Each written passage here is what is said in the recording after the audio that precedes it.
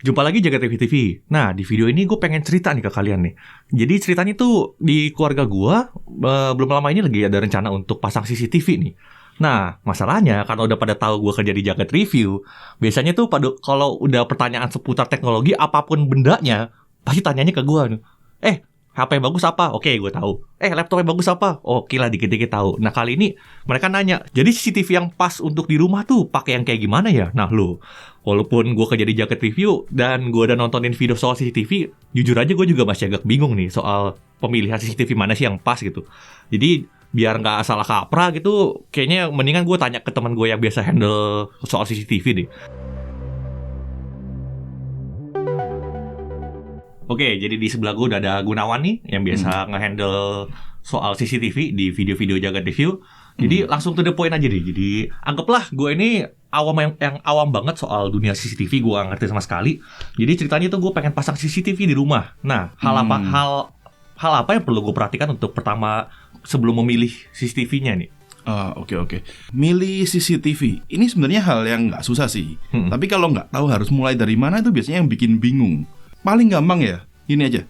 Mulai dari kebutuhannya. Butuhnya buat apa CCTV-nya? Butuh kayak gimana?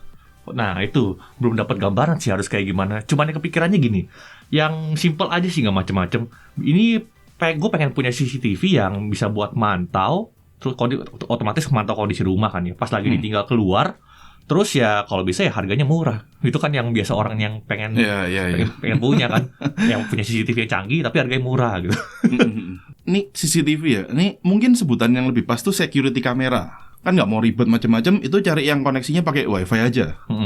Ya jadi seharusnya simple lah, tinggal connect ke wifi sudah rata-rata udah bisa dipakai kayak gitu. Jadi udah nggak perlu kabel-kabel lagi, oke. Iya, dan gua tahu di rumah lo ada wifi kan. Yes.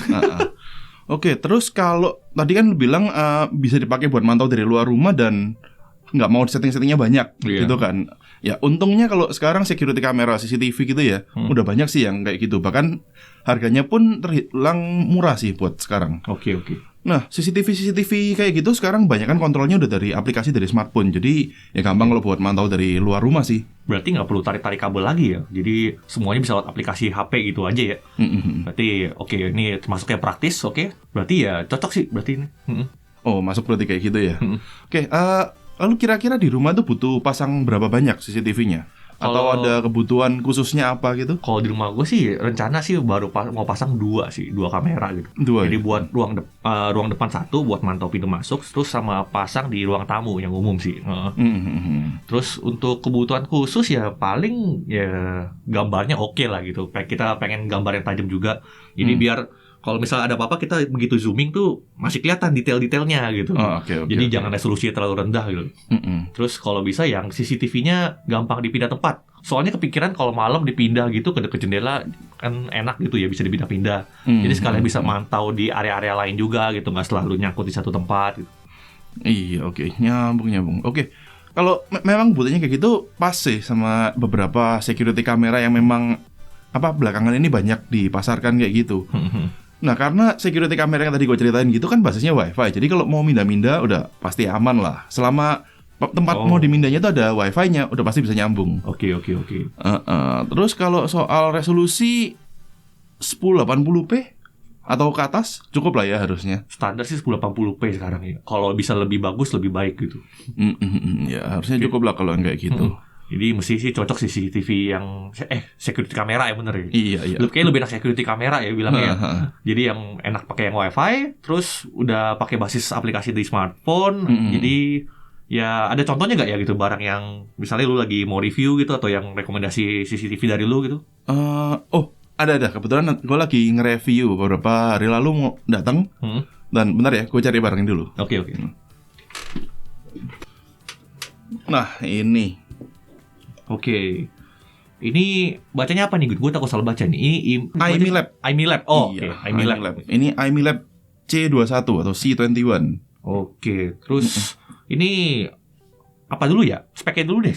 Speknya kayak gimana sih ini kamera? Spesifikasi. Oke. Ini spesifikasi resolusinya bisa sampai 2.5 kayak 2.5K.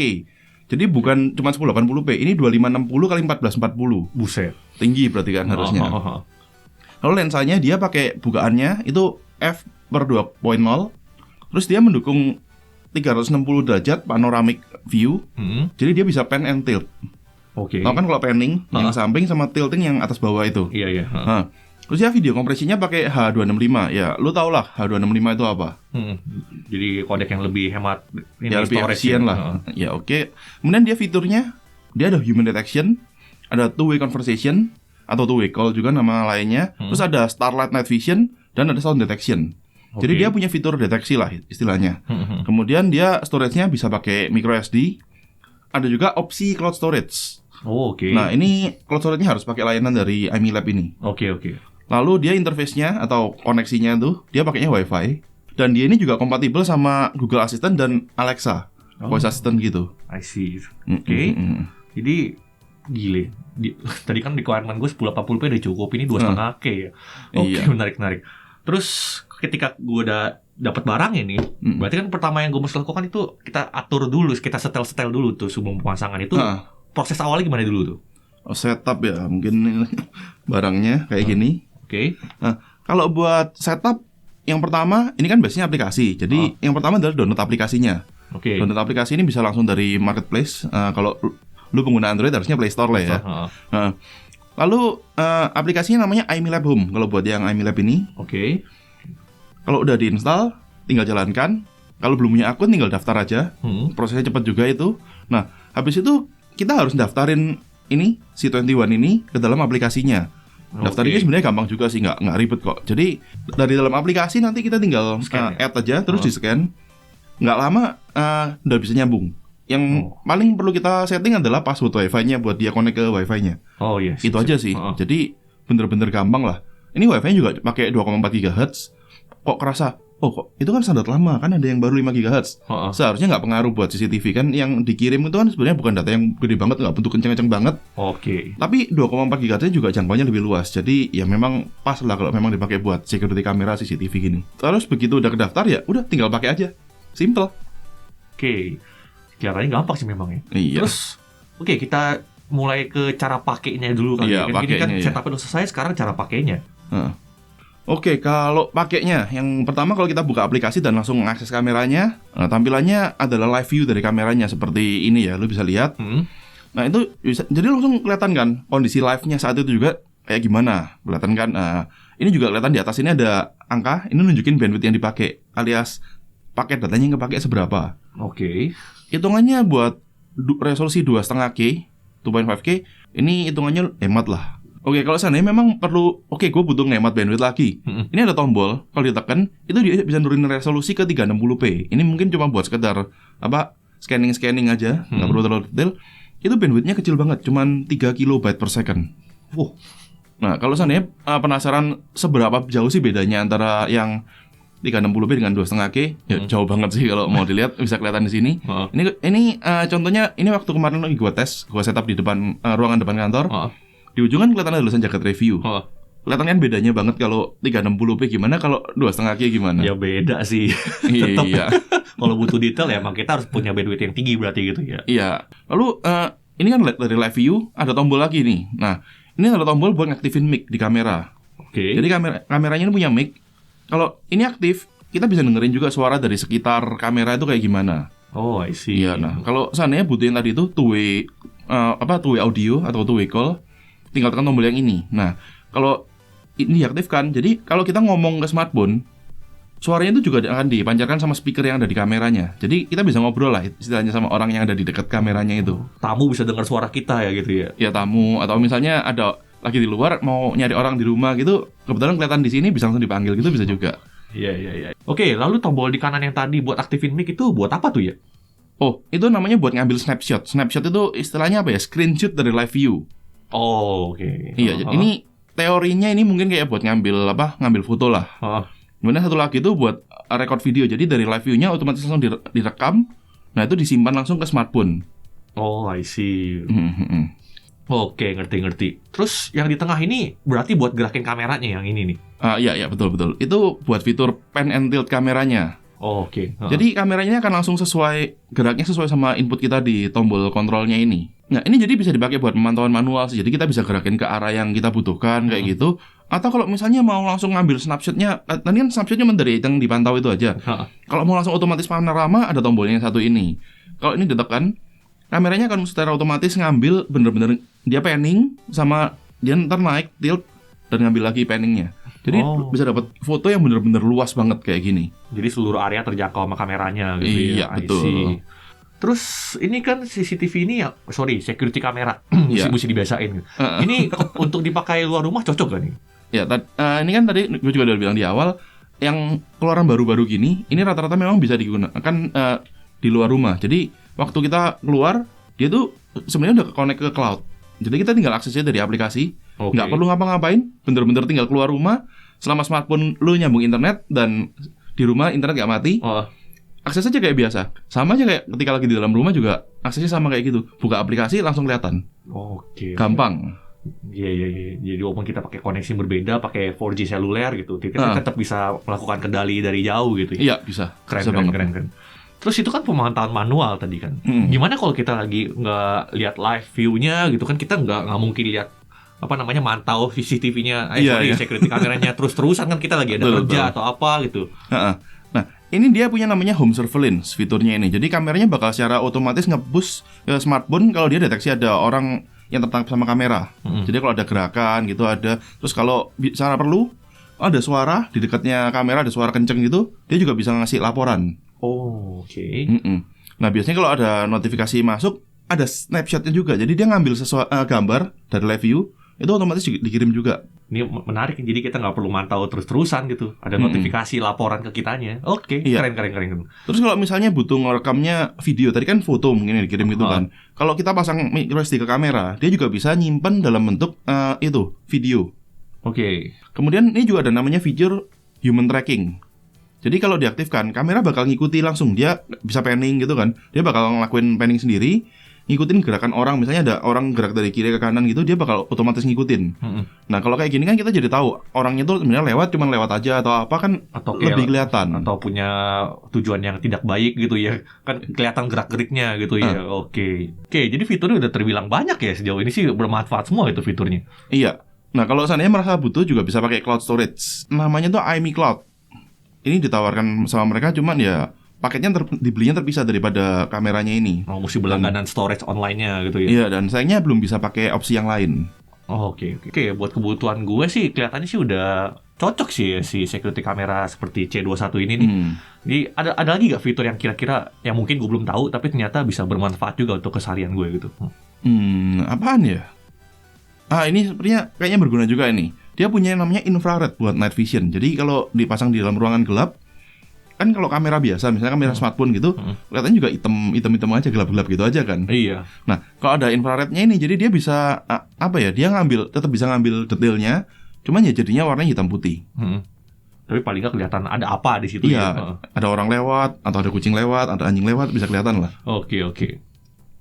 Nah, tapi kalau seandainya nggak mau, yakin ruangan gue nggak segitunya gelap kok, masih bisa kelihatan, dan lu tetap ingin videonya full color. Dia ada yang namanya low light full color. Jadi kamera akan tetap ngambil gambar tanpa infrared, warnanya masih bisa kelihatan. Walaupun ya mungkin kualitasnya akan sedikit turun lah. Ya tau lah penggunaan kamera di ruangan yang agak gelap kayak gimana.